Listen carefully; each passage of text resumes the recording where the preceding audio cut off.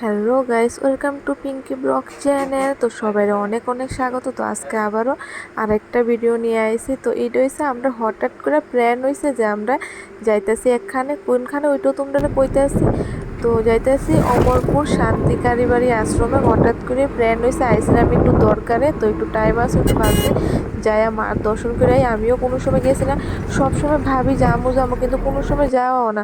কয় না নাকি ঠাকুর দর্শন করতে গেলে প্ল্যান করে যাওয়া না। তো কথা কইতে কইতে একদম আয়া পড়ছি মন্দিরের সামনে, আর একবারে ভিতরে যাইয়া তোমরা দেখাইতেছি। তো ভিডিওটা তোমরা স্কিপ না করে পুরাটা ভিডিও দেখো।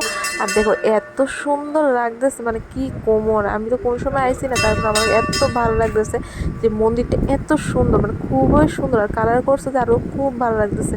ছবির দেখছিলাম আগে সাদা কালার আছে, এত সুন্দর লাগতেছে দেখো। তো ভিতরে যাইতেছি আর দেখতেছি কিনা বন্ধ।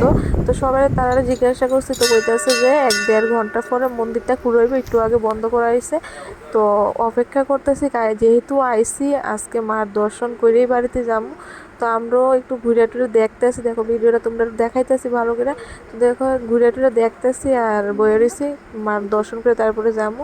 আর কি সুন্দর, মানে কি সুন্দর হয়েছে কাজটা মন্দিরের, এত সুন্দর লাগে, কালারটাও খুব সুন্দর লাগছে, মানে কি ভালো লাগছে।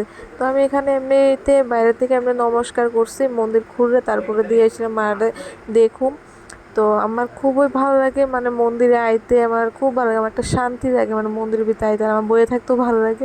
তো কথা কইতে কইতে দেখো মন্দিরটা খুলছে, আর ওখানে আমি মার দর্শন করছি, কতক্ষণ বইয়ে রয়েছিলাম। তো মার দর্শন করে সারছি, তো ওখানে বাইরে যাবো গা, কারণ বাড়িতে যাবো আবার দেরি হইতেছে। তো বাইরে যেতেছি গা, আর ওখানে যাবো গা বাড়িতে। তো আজকের ভিডিওটা এখানে শেষ করতেছি, দেখা হইব তোমাদের সাথে নেক্সট ভিডিওতে। তো ভিডিওটা ভালো লাগলে তোমরা লাইক কমেন্ট আর চ্যানেলটা সাবস্ক্রাইব করে দিও। টাটা সবাইকে।